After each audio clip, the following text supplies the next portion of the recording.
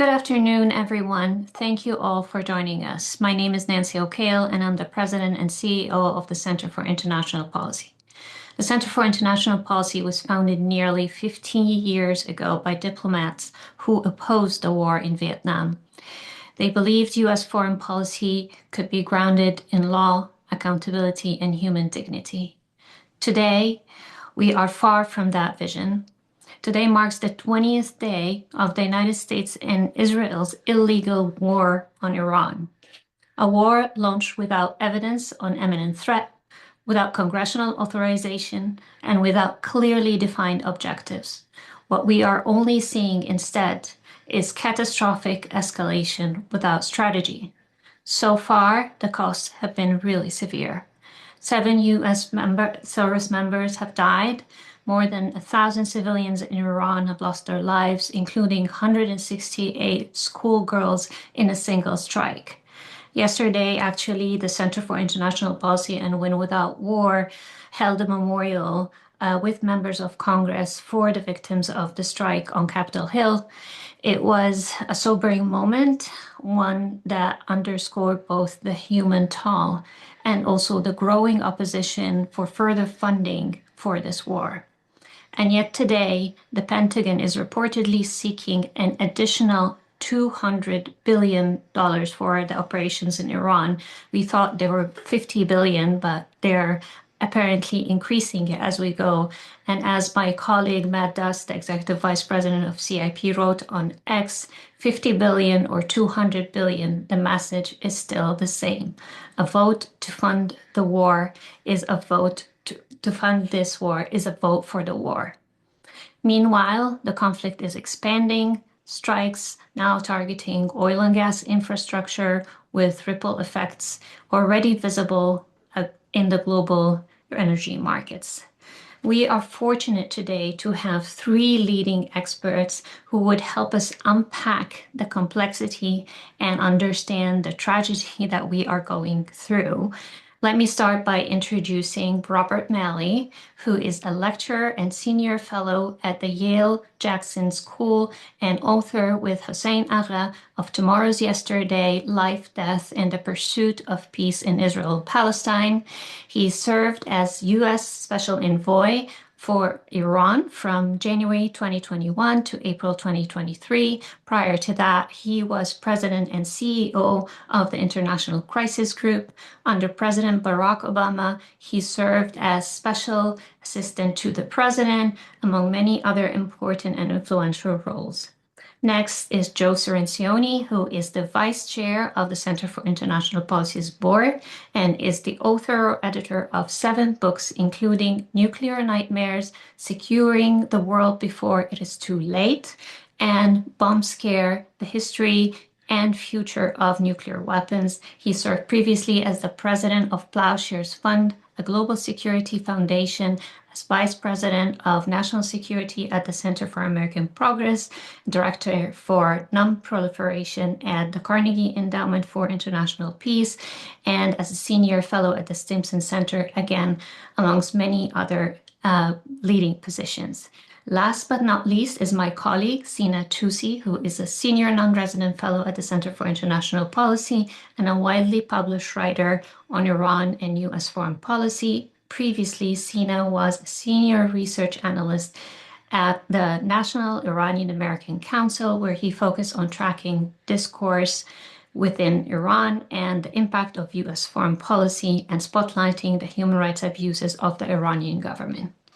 Let me start right away with you, Robert, and ask you about, we've seen different narratives about the objective of this war that changed depending on the whims of President Trump that day, just as the case was Venezuela. And I want to ask you from your perspective, what do you think is the end game for the administration? What is their objective from your perspective? Well, thank you, Nancy, and it's great to be with Joe and Sina and CIP. Before there's in this conflict, there really are 3 main actors, 2 of whom are relatively predictable, relatively institutionalized, and whose actions one could foresee and one could understand. One is Iran, the other is Israel. I know Sina is going to speak about Iran, but just in a nutshell, their game plan has been pretty clear from the outset, which is to externalize the cost of the war, to make sure that others, and not just Iran, suffers the pain, and to make sure that the epilogue of this war doesn't become the prologue of the next. Again, Sina will say more about that. In Israel's case, I think it's also not a mystery. Their goal is regime collapse, instability, in what I would call an intensified, regionalized version of a mow the lawn strategy, which is no longer mow the lawn. It really is trample the ground beneath the lawn. So the chaos is, and the collapse of the state is not an incidental benefit. It is the goal. And again, I think that's been clear from day one, and we see it to this day. The less predictable, the less institutionalized, the more personalized actor, the one that really is, and the one that's in the driver's seat in a way, at least at the beginning, is the US. And it's the one that you've asked me to talk about, which is the hardest for that reason. It's an administration that came in not knowing what it wanted, expected to achieve what it didn't know it wanted right away, and then is frustrated that what its undefined goal hasn't been met. And that makes it extremely difficult, in particular because these calculations are taking within the mind of a single individual whose processes are hard to decipher and hard to fathom and to understand, and who lives in kind of a parallel reality. So in some ways, you need to be more of a psychologist than a policy analyst to be able to understand where he's going. And as you said, in this parallel reality, he's offered a whole series of shifting array of goals, not just day by day, but often hour by hour, which makes it very hard to figure out at what point he will land on the goal that he announces is the goal that he wanted to achieve. So stepping back, you could say at some level, the goal that has been the most consistently stated was to degrade Iran's missile, naval, drone, and nuclear capacity. If it's to degrade that capacity, in a way, it's already been achieved. And it's just a matter of how much degradation is sufficient. If the goal is to prevent Iran from ever replenishing that arsenal, then it's a very different matter and extremely difficult to achieve. Although at some points, that's been what's mentioned.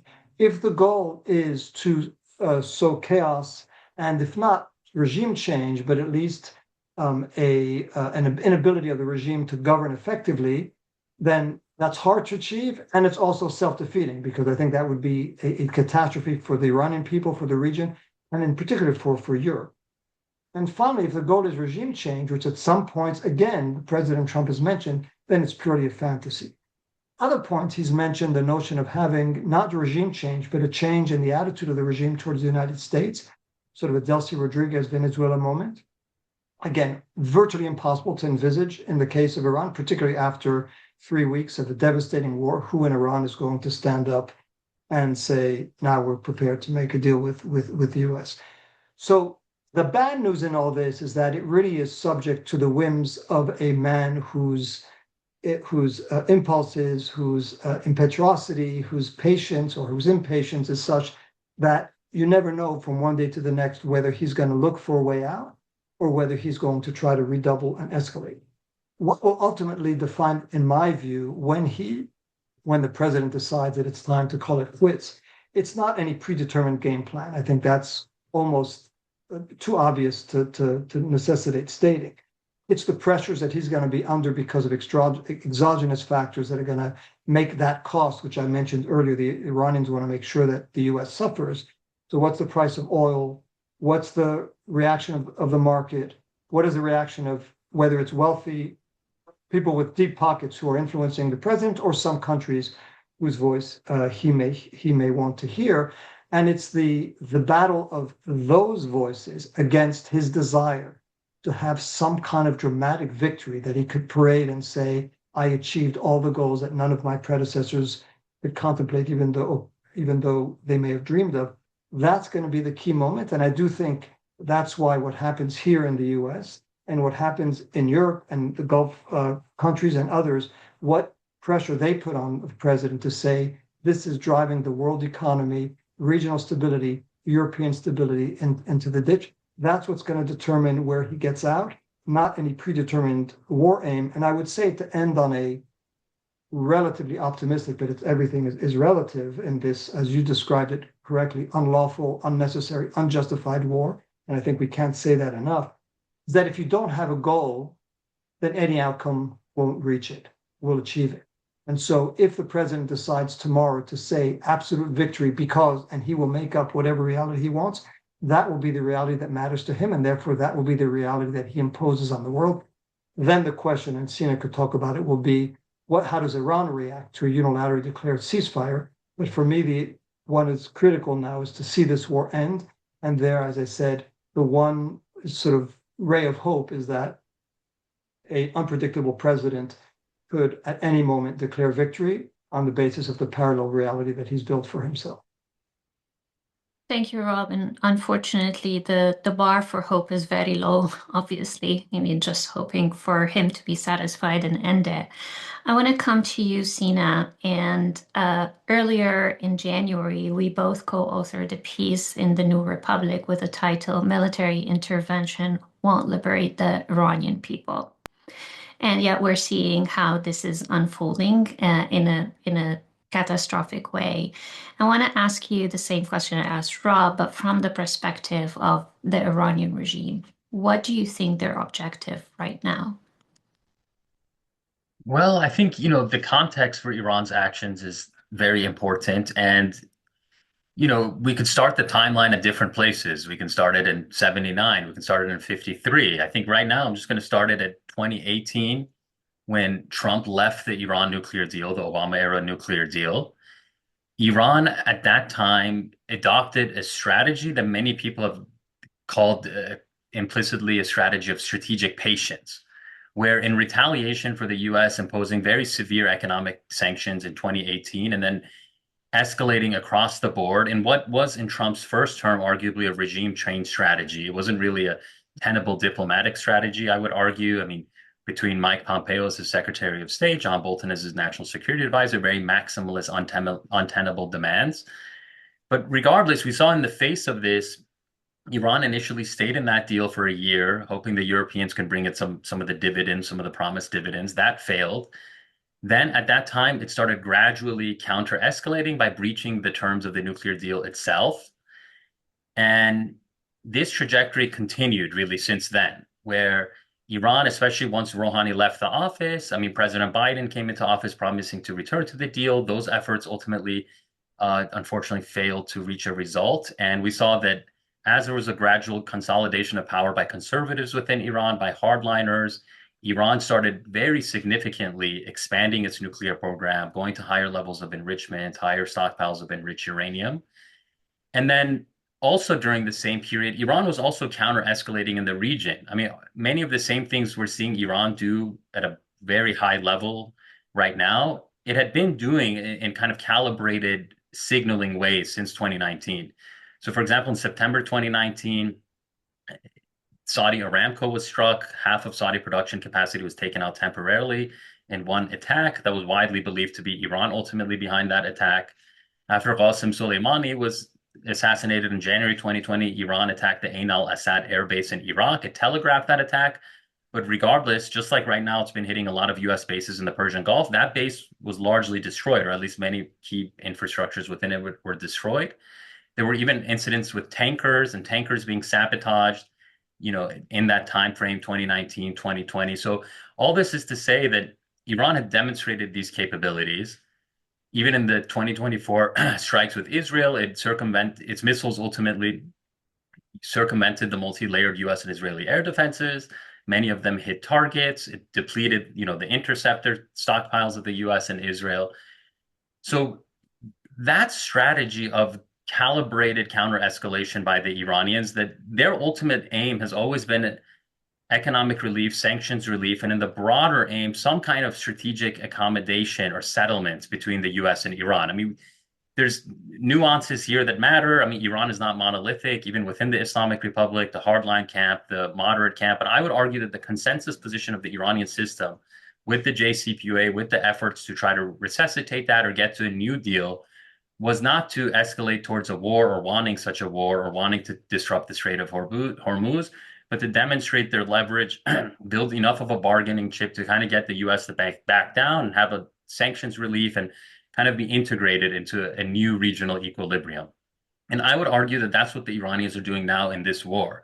So we're seeing in this war, Iran's key leverage has been something that's bestowed upon it by geography, whereas it sits on the Persian Gulf. It has the longest coastline in the north of the Persian Gulf, right on the Strait of Hormuz, which is a very narrow strait ultimately.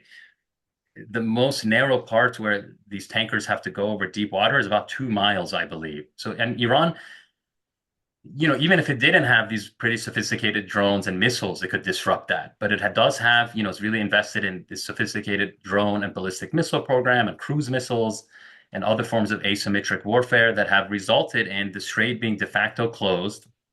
And a lot of US bases in this region have been hit successfully, including critical military infrastructure. We know like certain radar facilities, THAAD air defenses, other bases, fuel refueling tankers in Saudi Arabia. And it's had these accumulating economic costs for the global economy.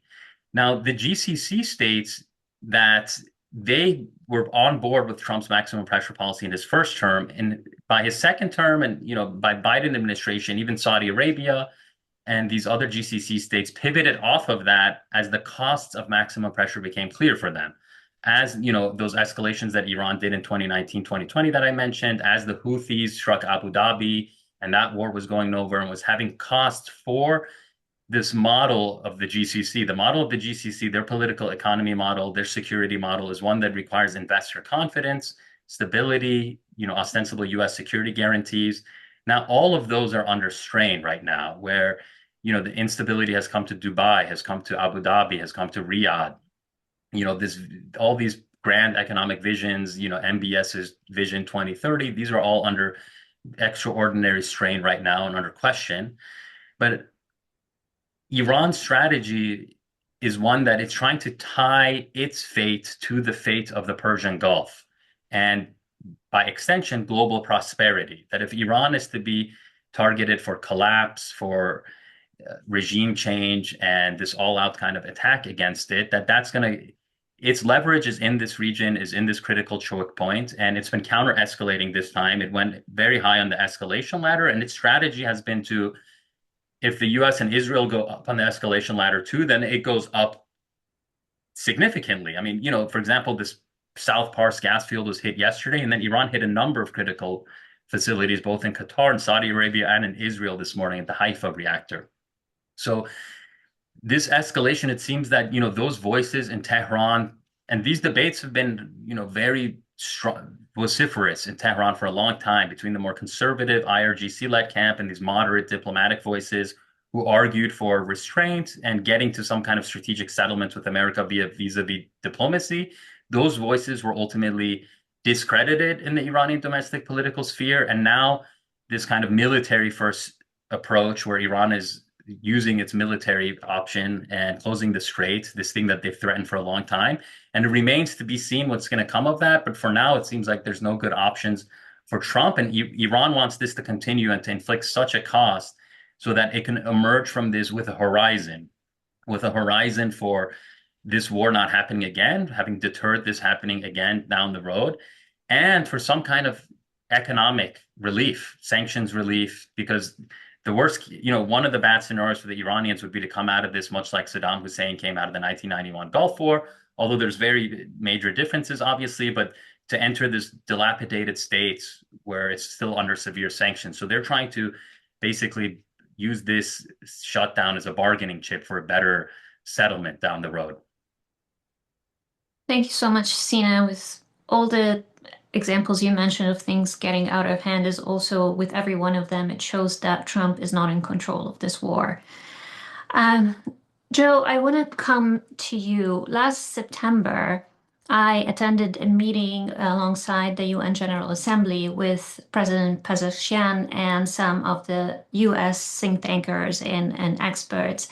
And one thing he underscored in that meeting is that he said the wall of mistrust between the US and Iran is getting thicker and taller. And it sounded like that there was no real chance for another round of negotiations yet. And after what happened in June, they still went back to the negotiations table. What happened? Excellent. Well, thank you very much, Nancy, for that question and for including me in this very distinguished panel. So let me answer that by talking about the state of the negotiations, what we know was on the table, and their failure to reach a deal, and then the state of the Iran nuclear program as we understand it at this point, and finally the options for the United States reducing the threat of Iran getting a nuclear weapon by further military action here. Let me start off a little further back because there are many adjectives you can use to describe this war: illegal, unauthorized, expensive, uncertain. But the one that sticks with me is unnecessary.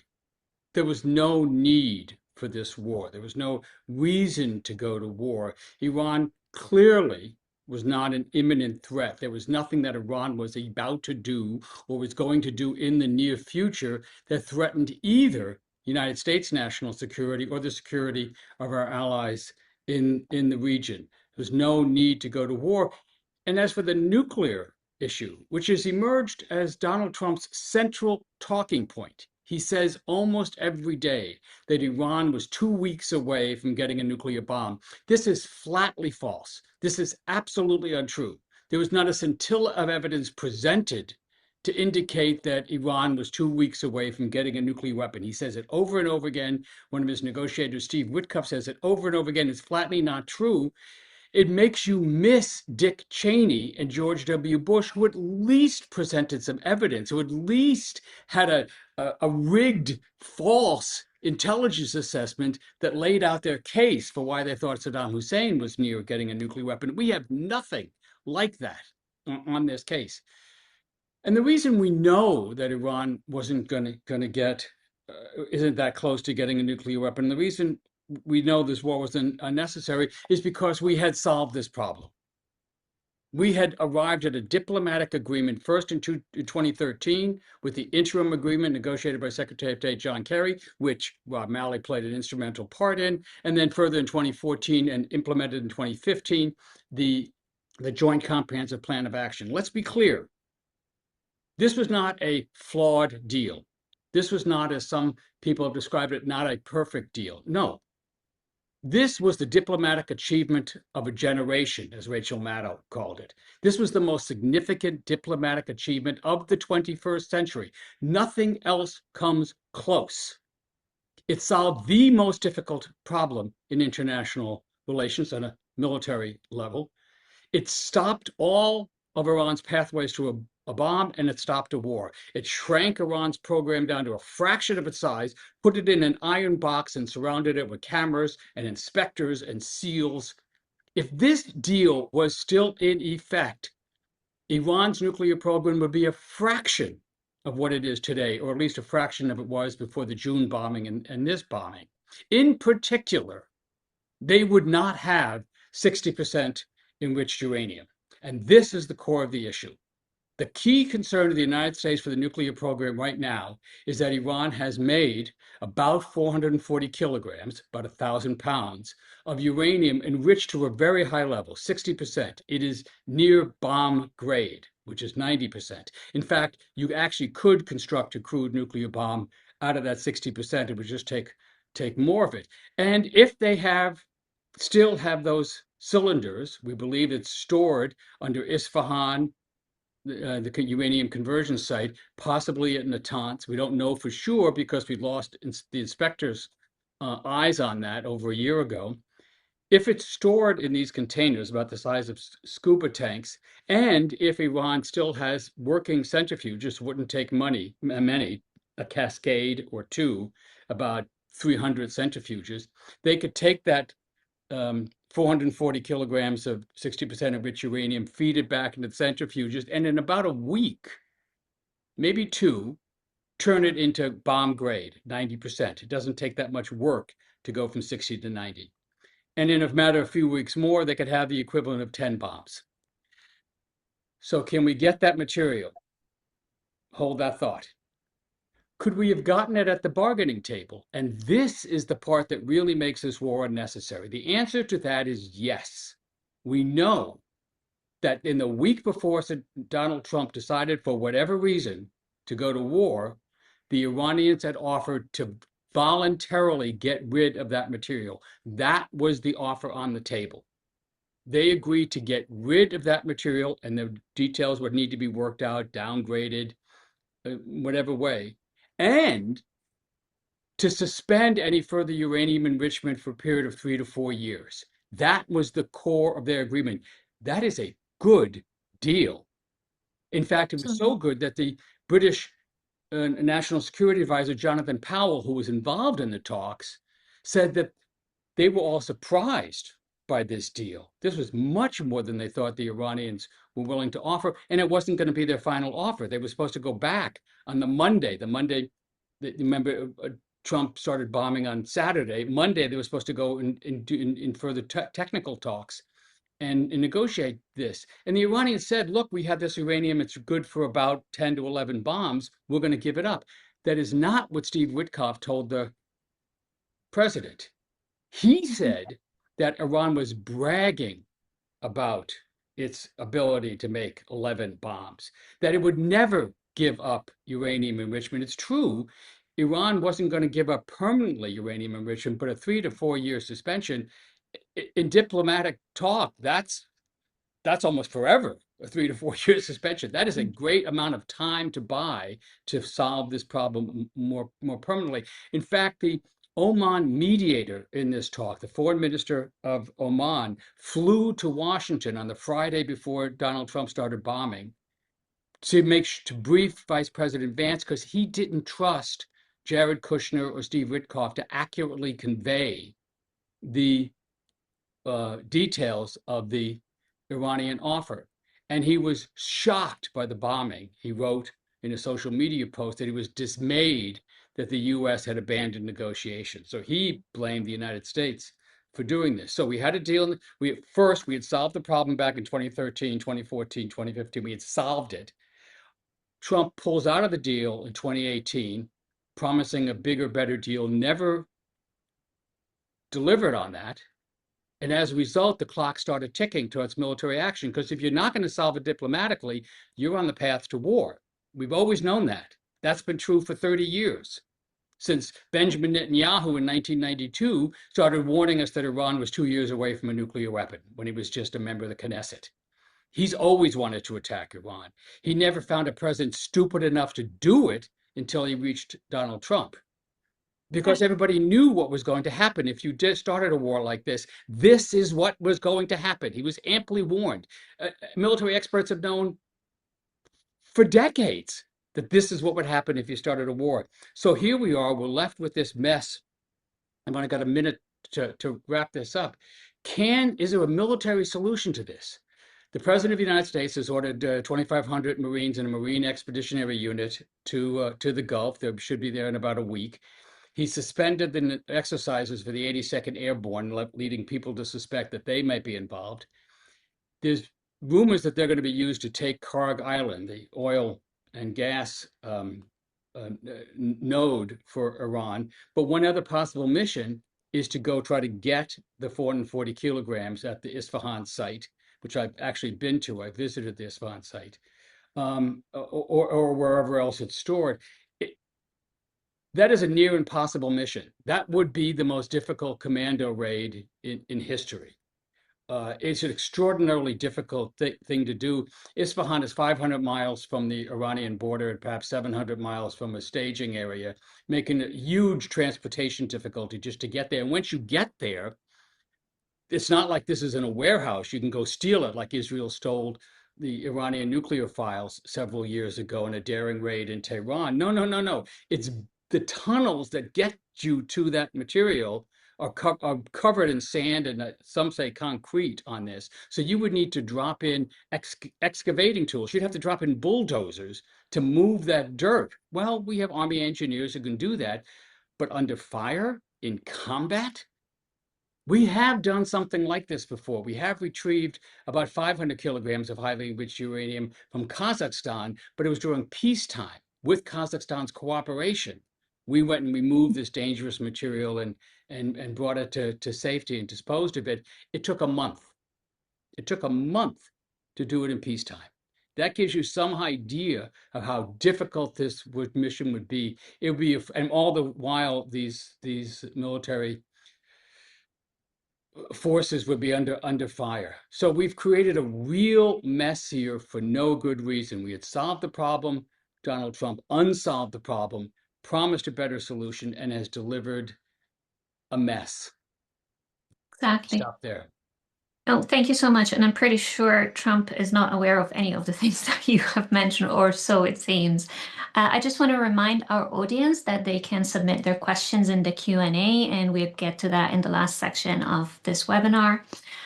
Rob, I want to come back to you, and I want to come back to your book that you published last year, which I think it was an excellent book with rich experience that you wrote with Hussein Agha.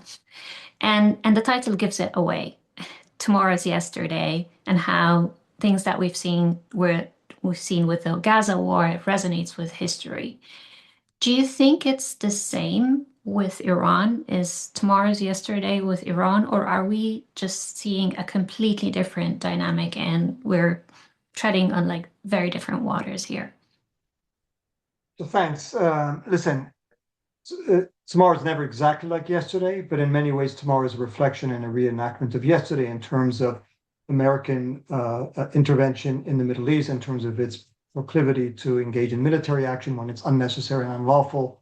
Everything Joe very well articulated. And if you even look at what's happening in Lebanon now with Israeli games of trying to get parts of the Lebanese state go after Hezbollah, and how much that's reminiscent and reach a deal with Israel against the wishes of at least a powerful constituency in Lebanon. All of this, and it shows you how you have pyromaniacs who are playing with the region the same way they've played with it time and again, without learning from history, and therefore bound to repeat it. So yes, I think I'm not trying to say that Iran is not to blame for a lot of why we are where we are today. But in terms of U.S. policy and in terms of privileging military means and of demonizing adversaries to make it almost impossible to reach a deal, and then when you reach a deal, as Joe said, it's so easy then to tear it up, a point that Stephen Wertheim and I made in another piece. I think all of that is very much a reenactment of the past. And if the past is prologue, we know that even short-term victories, so even imagining if President Trump manages to do whatever he claims he wants to do, and Israel manages to do whatever they claim they want to do, we know that all these victories are short-lived, they backfire, and they backfire in ways that are not always easy to predict and very hard to manage, whether it's forms of terrorism, whether it's instability, whether it's refugee flows, whether it's the emergence of even more radical and militant forces. All these things we have seen, and you know this as well as anyone, time and time and time again. And I'll just end, I ended my last intervention by some ray of hope. I think as Joe's laid out and Sina's laid out, they're much more pessimistic scenarios. The U.S. trying to take Kark Island, which I hear is a very real possibility. Where does that lead? How will Iran react to that if some of its territory is occupied by the U.S.?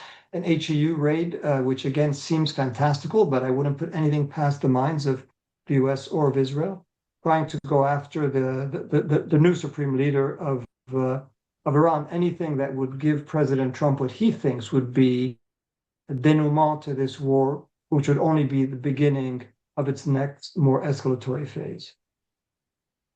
Thank you, Rob.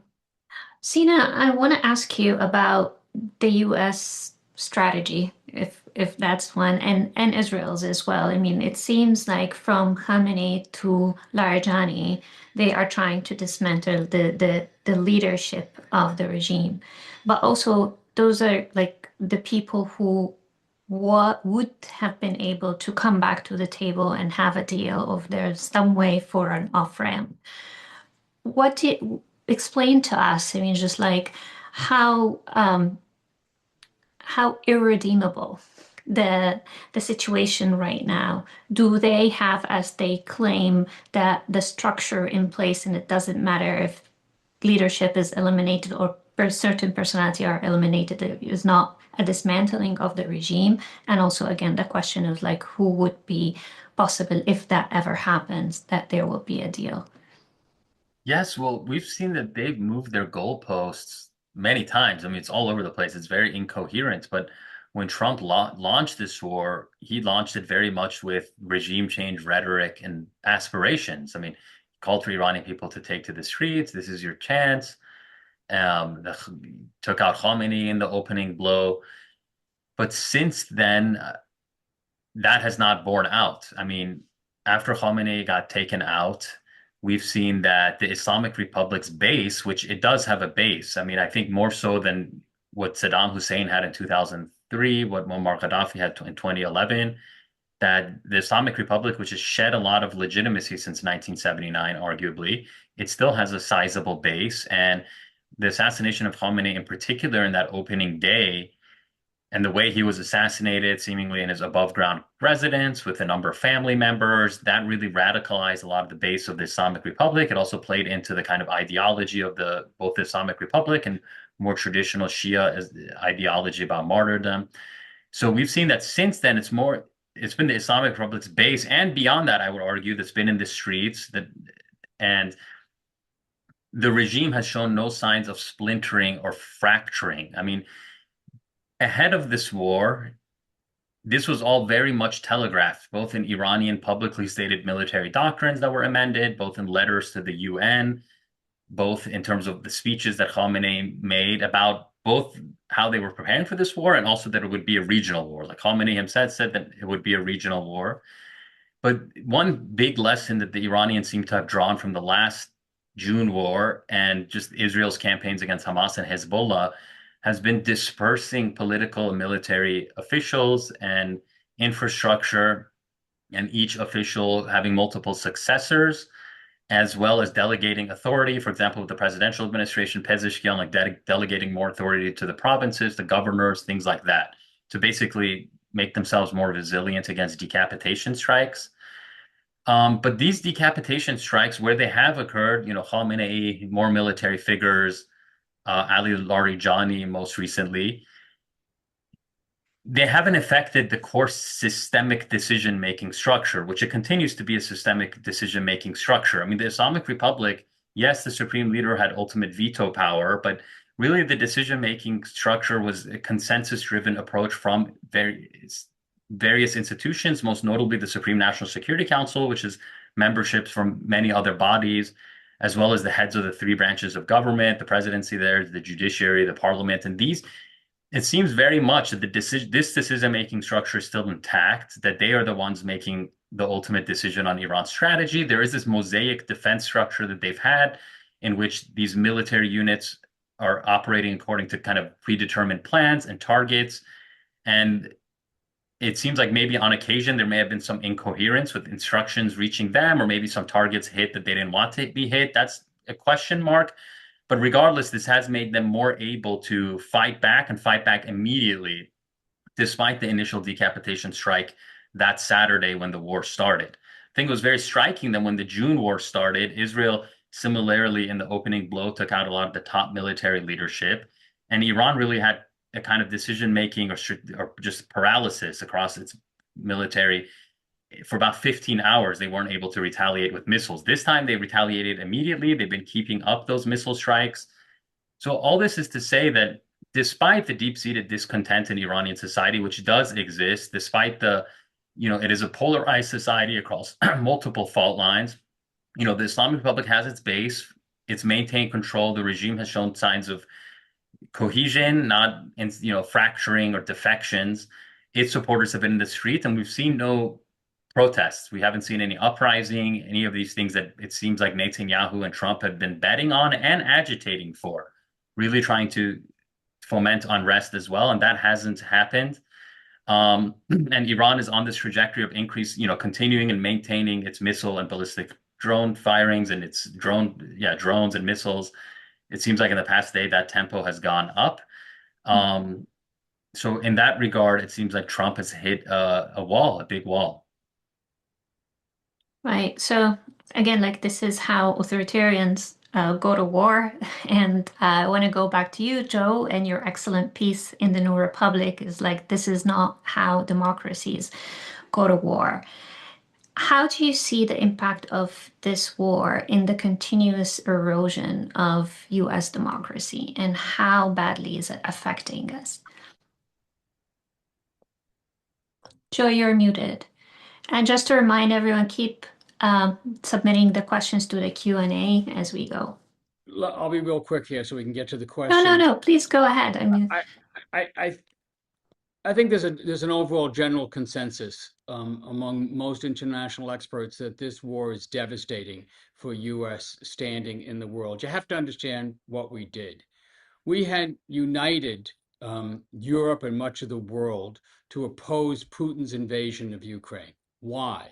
Because it was a violation of the UN Charter, which prohibits any nation from using force to challenge the territorial integrity or political independence of another nation. It is the core issue. It is Chapter 1, Article 2 of the UN Charter that we wrote. It is the core of the international system that we constructed after the devastation of World War I and World War II. Putin violated that. It was the first time since World War II that a European nation had violated the borders of another country. We opposed that. We respected the territorial integrity and sovereignty of Ukraine. We are doing exactly that same thing in Iran. We may think we have justification for it. We are saying Iran is an odious, terrible, repressive regime. That's all true.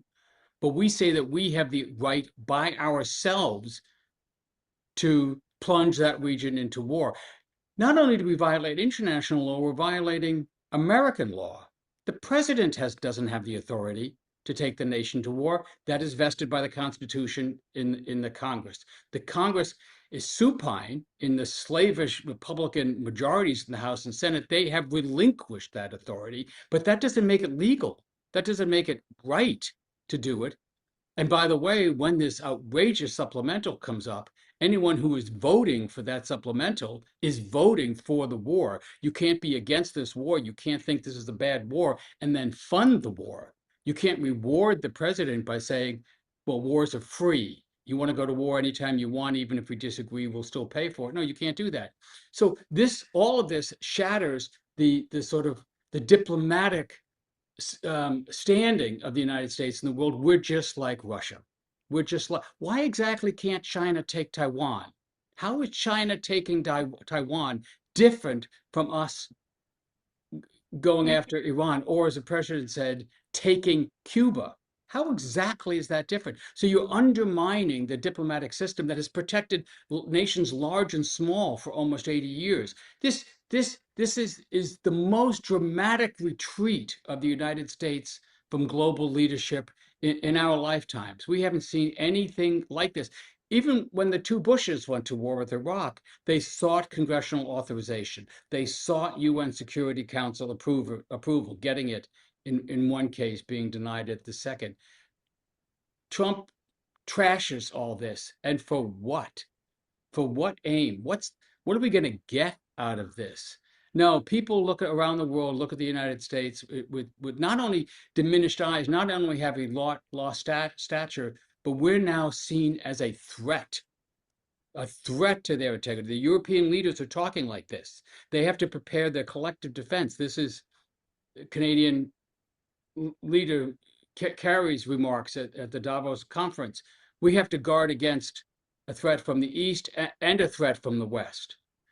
yeah, Denmark, I'll close right here. Here's an example of this.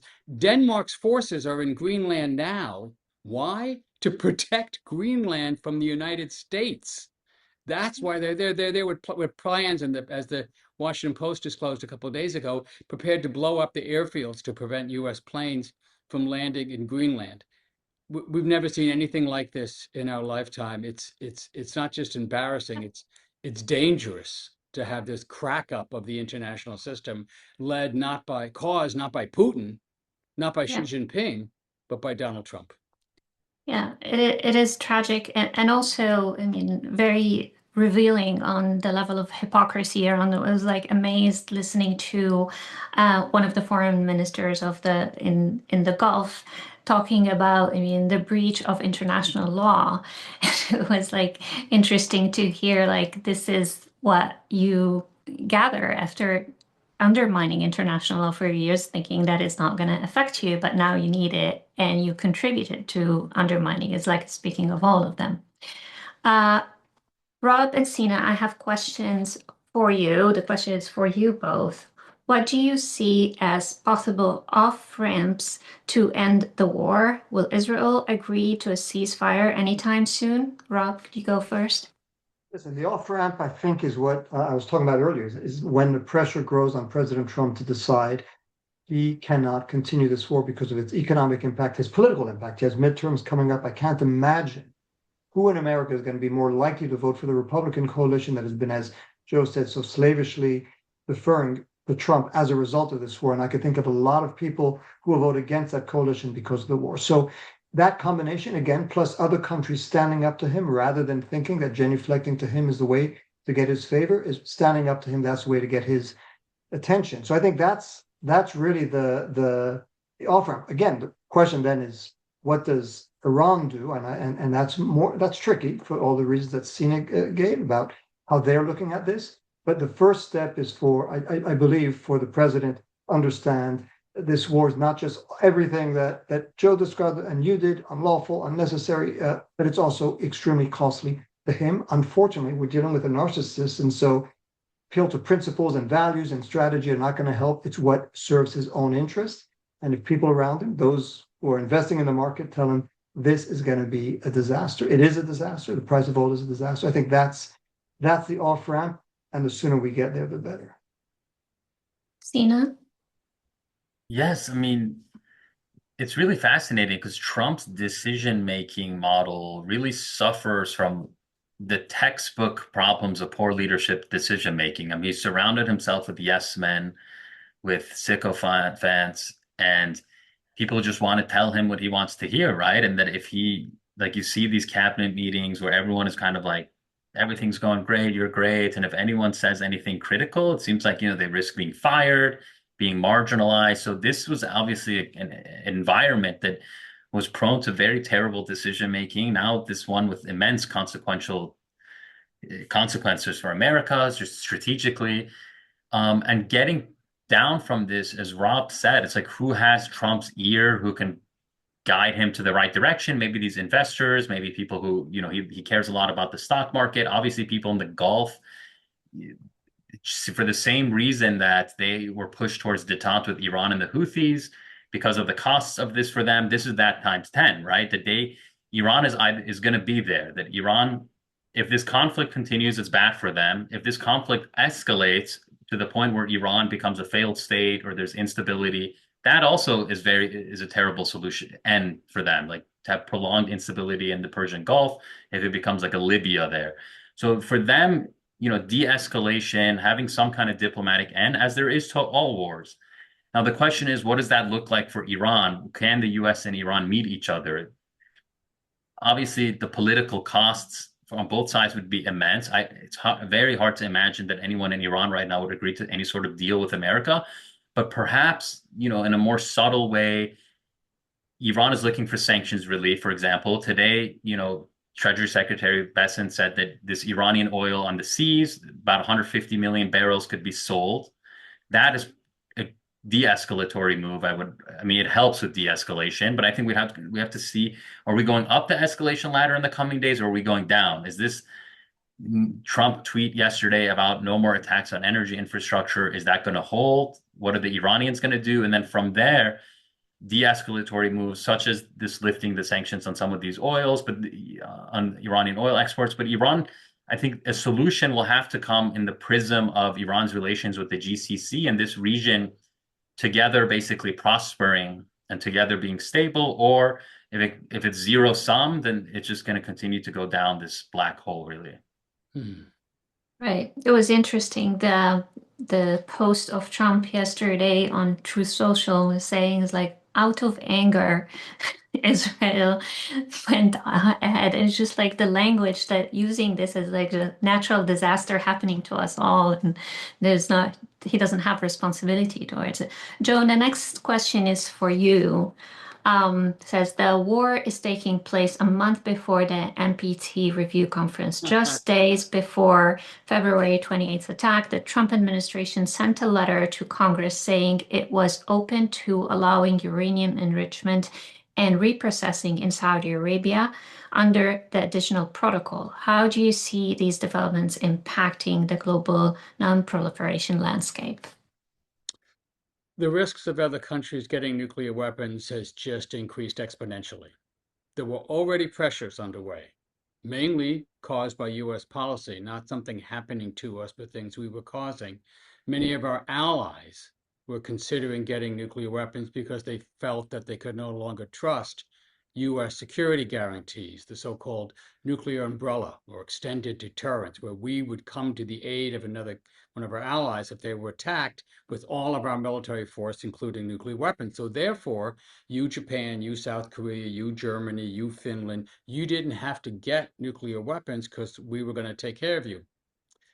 Well, who can believe that now?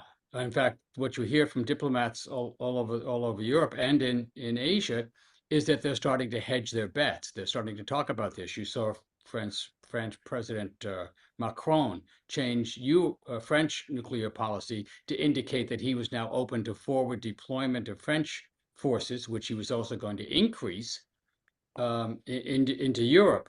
The British have announced that they're going to start increasing their forces as well. So there were already these pressures underway, leading to other countries reconsidering their options, ironically, mainly our allies. The lesson that countries are going to draw from this war is that if you want to protect yourself from a US attack, you better get a nuclear weapon. And so that's going to accelerate programs, and it's going to, including some of our allies in the Gulf. I would seek your wisdom on this. But part of what the questioner is asking is about the Saudi Arabian deal. They want to be allowed to enrich uranium. Well, why? Why does Saudi Arabia need to enrich uranium? It's the same question we had for Iran. You don't need to do this. There's a gigantic market on uranium. There's a glut of uranium on the world market. You can buy it.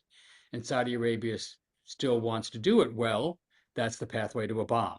You develop the civilian infrastructure to enrich uranium, and you can use the same centrifuges for a nuclear weapon at the right moment. So you see that happening. And then, of course, there's the question of what Iran's going to do after this war is over. I got to believe that this has increased the pressure on Iran to get it to sprint for a bomb. And if they're left with that 440 kilograms and several cascades, you don't need much. You need thousands of cascades to do fuel, but you only need hundreds to do enrichment for bombs. They might decide that their best security bet, maybe their only security bet, is to develop a dozen or more nuclear weapons and then test one to demonstrate that if you do this again, we have a different response in mind this time. So this is a disaster for the non-proliferation regime. I expect the non-proliferation regime to collapse. I've been saying this for a while. I know we've talked about this, and particularly after the strikes. The review conference to be a disaster. Yeah. Rob, I want to come back to your first comments, and I know we all want the war to end at any cost, with any reason and justification. If it's like Trump wakes up tomorrow and say we won, and we say, oh, you won. I really have a lot of issues with this approach. And I know we don't have many options, but back in June, we were faced by this where even the opposition were debating is let's all agree, yes, he obliterated the nuclear site. Let's agree to that. So there would be no justification for going back. And I thought this is a bad idea. I wrote about it because of a few reasons. I mean, first of all, we cannot normalize deceit as our road to peace and stability. Second, it completely closes the doors for accountability, because if it was justified and it was a win, what accountability is to be there? And third, it really doesn't deter or stop further, as we see evidently, further attacks. And my question here, with a very difficult position, is between this option which means that this will be repeated again and again, eliminate any opportunities for real accountability, which is I see as one of the reasons why, I mean, we keep seeing those episodes over and again. So what do you think about that? I completely agree, and yet I don't see an alternative to what I put forward. If you have an idea, but I just don't think that we are in a world right now where you could reach a conclusion to this war that would satisfy what should be minimal issues about accountability, about justice, about ensuring that this won't happen again. I just don't see how we're going to get there. And I truly feel, I think this war is much more perilous even than the 2003 invasion of Iraq. I think we're already seeing that it has been regionalized, it's being internationalized, and I think Sina said it. Iran is not Iraq. It has an ability to do things and it has support within its own country, even though maybe minority support, but the ability to do things that go well beyond what Saddam Hussein could have done. So I just look at it from that perspective. It's already harming the Iranian people. It's harming people in the region. It's going to have huge impact on prices of basic foodstuffs around the world. So that's what I'm looking at. And, yes, I think there needs to be a resolution that addresses not just what people are looking at, and I don't mean you, but other think tanks. What about Iran's missile and drone capability? Yes, okay, but what about America's presence in the region, its militarized presence in the region? What about an out of control in Israel that is, as I said earlier, is regionalizing its, mow the lawn at the nth degree? All of those have to be addressed. But I don't see how we're going to address them, and questions of accountability so that we don't see this happen again. But that's unfortunately another world. I wish we were living in it, but I just don't see how that's going to happen, which is why I say the priority now is to prevent this from reaching yet another level in what is already for several levels too high. So in this respect, I want to be a realist and say, end it. Trump declares victory, but so will Iran, by the way. Survival of the regime is a huge, victory narrative for them. And then at that point, think of diplomatic solutions or arrangements that are going to minimize the risk of this happening again. Can I just have a quick Right. follow on Yeah, absolutely. So do you think that our Arab allies are going to rethink their security relations with the United States after this? That having bases in their U.S. bases in their nations might not be providing the protection they thought? I think there's a real paradox. If I were sitting in the GCC or Arab country, they've made two bets. One bet was the American security umbrella, and the other bet was improving relations with Iran. The American security umbrella has proved to be completely unreliable, and improving relations with Iran has proven to be equally ineffective. And yet, paradoxically, I think they're going to come out of this war still needing whatever is left of the American security umbrella and still concluding that they need to try to have some form of coexistence with Iran. So over time, do they try to find other mechanisms? Maybe, but right now, it's precisely because those two pathways have failed that I think they will keep living with them for lack of a better alternative. At the end of this war, response to Nancy, at the end of this war, nothing will have been resolved. But I still want it to end even with nothing resolved, because if we don't end it now, everything that is not resolved will only get worse. Yes. The person Right. who must be happiest with this war is George W. Bush, because he's no longer responsible for committing the greatest strategic blunder in U.S. history. Yeah. We're down to the last minute, and I want to end up with you, Sina. Tomorrow is Eid al-Fitr, and first of all, Eid Mubarak. And this is a time where there are big gatherings. I mean, people coming to prayers, and is the regime nervous about such gatherings, and could that lead to other violence from the regime side? And also, I mean, speaking of that, I mean, it's like, what is the status of like human rights and the rights of the Iranian people, like in the future, given the current situation? Yes, I'll just be brief, but we are in a situation. Well, actually, tomorrow is both Nowruz and then Eid al-Fitr will be on Saturday in Iran. It'll be kind of in the midst of all this darkness, these two holidays in Iran. In terms of a potential flashpoint for protests, it was more likely to happen on Charsham Suri, which is the last Wednesday of the year, and it's a holiday in Iran that people light firecrackers and fireworks, and it's been associated with to a degree with kind of anti-regime sentiment.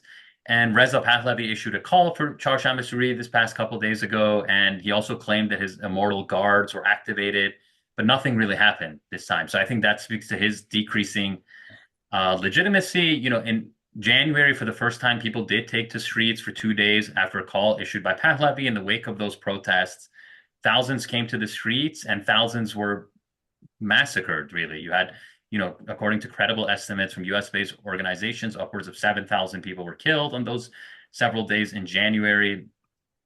Hundreds of security forces and other people, but the vast majority were protesters. And that was a context where also Trump and Netanyahu and Reza Pahlavi himself were trying to exploit that to a maximum degree in a very cynical way. Like Trump said, we're locked and loaded. We're going to help the protesters. Take to the streets. Take your institutions. Reza Pahlavi called on people to take city centers. And what happened was there was a narrative sold of a weak regime that is crumbling, that only needs one more push to fall apart, and that didn't bear out. So a lot of people got killed, by this repressive authoritarian regime at the end of the day, that is now, again, more radicalized. Its base is more radicalized. And I think what often follows in patterns of outside security pressure, war, is that these kind of authoritarian systems grow more insular and even more repressive. So sadly, I think after this war, absent a horizon for Iran that could bring some kind of relief and economic relief, it's probably going to become more insular now with Mojtaba Khamenei and this risk of it developing nuclear weapons and potentially becoming this kind of like North Korea on the Persian Gulf. And how about on the side of the diaspora, the split that is there? Do you see any people are changing their position because of the war? Yes, oh, absolutely. I mean, in general, it's a sad state of affairs because Iranians are very divided in the midst of all these, the domestic repression, the traumas inflicted by the Islamic Republic over decades, and all the foreign pressure and sanctions and war and all the kind of disinformation campaigns, I would argue. But yes, absolutely. There's a very noticeable, just from people I know, people I talk to, sources in Iran, family in Iran, the people who were more hopeful that maybe something good can come out of this. Now, when they're seeing, these fuel depots hit in Tehran and there's acid rain and oil rain, and Trump is talking about, is Iran's map going to look the same after this? Probably not. Or trying to potentially, entertaining all these proposals for maybe arming Kurds to attack Iran, to attack, even yesterday in his tweet, he really threatened if energy facilities are targeted again, then he's going to destroy all of Iran's oil facilities, which that would just destroy the whole region and destroy Iran's economy for a long time. So I do feel, and there's been a lot of reports as well from mainstream publications here in the US, that many people who had hoped that this could lead to something better, that there's a noticeable shift in that constituency as well among Iranians. Thank you, Sina, Joe, and Rob. I mean, I really appreciate your candid views and discussion, your expertise. Really grateful for that. For our audience, I mean, all the articles and books that we mentioned are linked online, and you can find them there. I hope that we don't need to come back to you to continue the conversation. Unfortunately, it looks like this would be in it for a while. Hopefully not. But again, thank you very much for joining us, and thank you everyone who joined us online. Thank you. Thank you. Thank you. Thank you.